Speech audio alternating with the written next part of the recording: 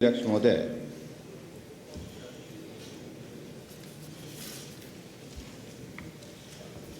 पिछले कल जो माननीय सदन में चर्चा हो रही थी नियम 67 के अंतर्गत, जब हम इस माननीय सदन के अंदर नहीं थे तो हमारी गैर मौजूदगी में यहाँ सत्ता पक्ष के कुछ साथियों ने कुछ बातें कही हैं। मैं बाकी चीज़ों में नहीं जाना चाह रहा हूँ,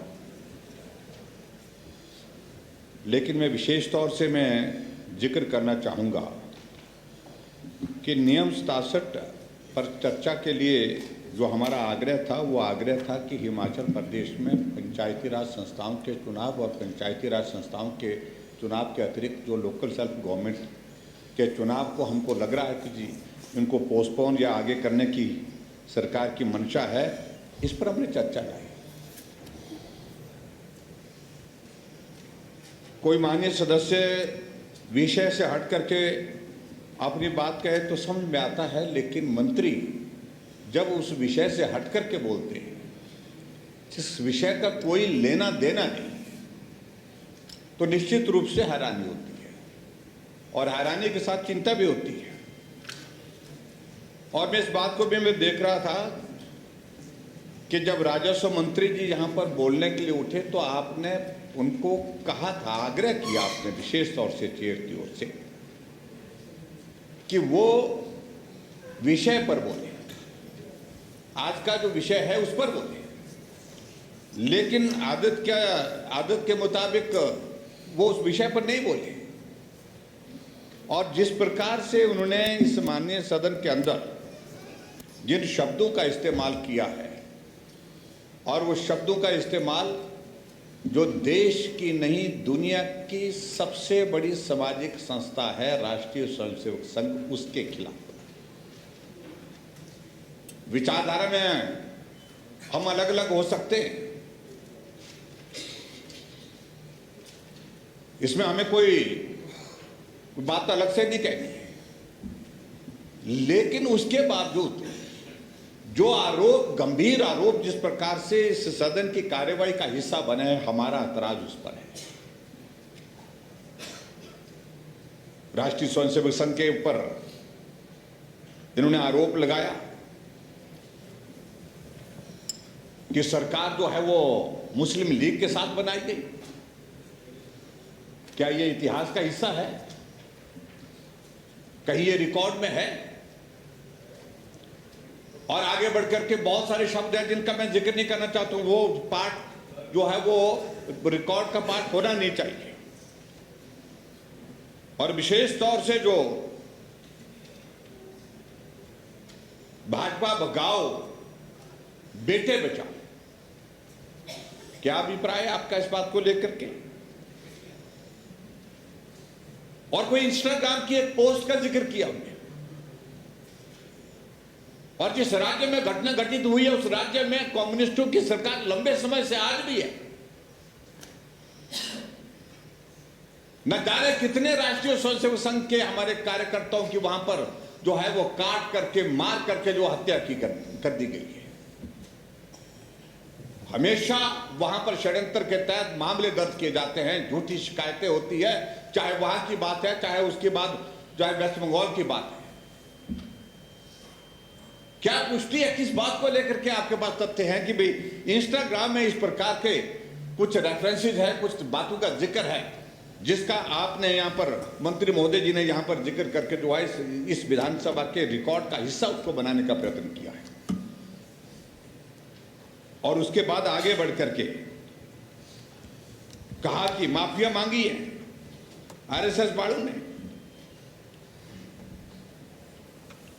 ना तथ्य है, ना रिकॉर्ड है, ना कोई सच्चाई है, उसके बावजूद भी आप सारी चीजों को लेकर के इस प्रकार से बातें कह रहे हैं।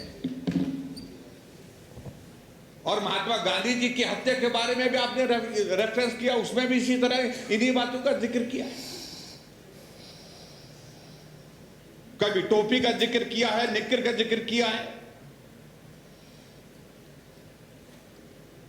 डंडे का जिक्र किया है, झंडे का जिक्र किया है।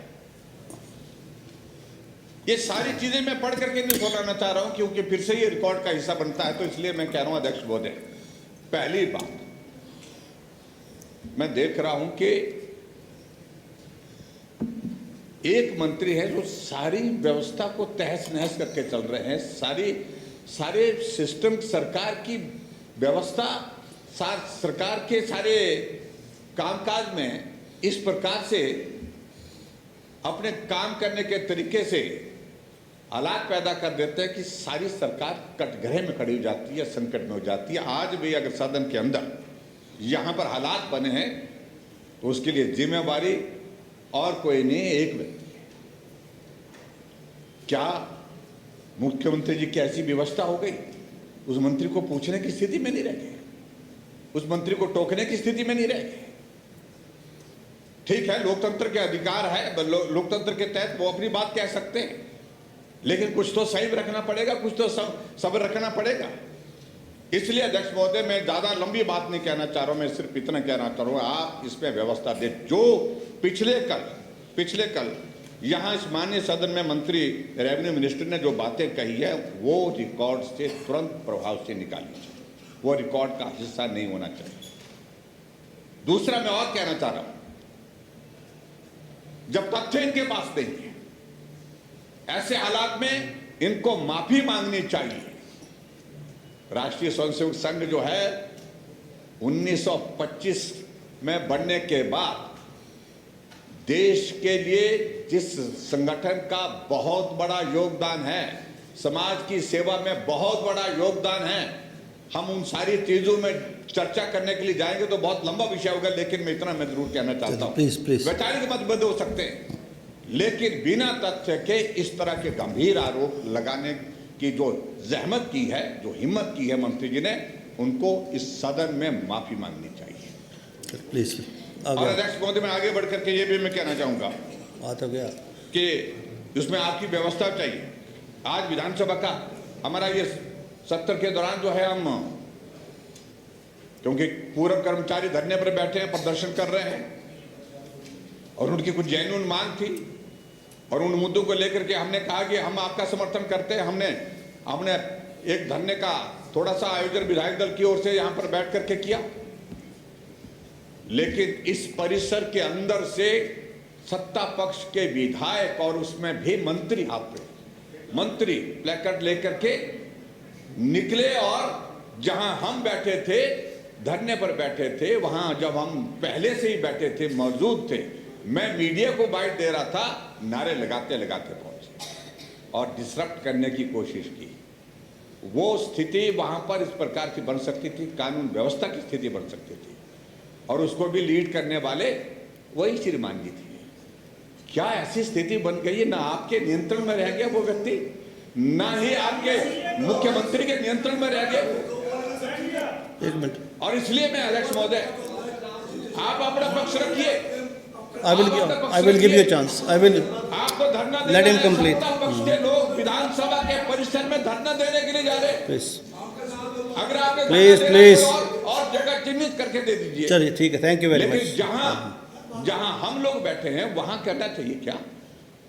इतनी तो कॉमन सेंस होनी चाहिए। चलिए, लेकिन मैं आपसे भी निवेदन करना चाहूंगा, प्लीज, इतना मैं निवेदन करना चाहूंगा, और माननीय मुख्यमंत्री जी से भी, कि एक व्यक्ति को इतनी भी इजाजत मत दीजिए, इतनी सिर पर मत चढ़ाइए, मैं शब्द कहूंगा, और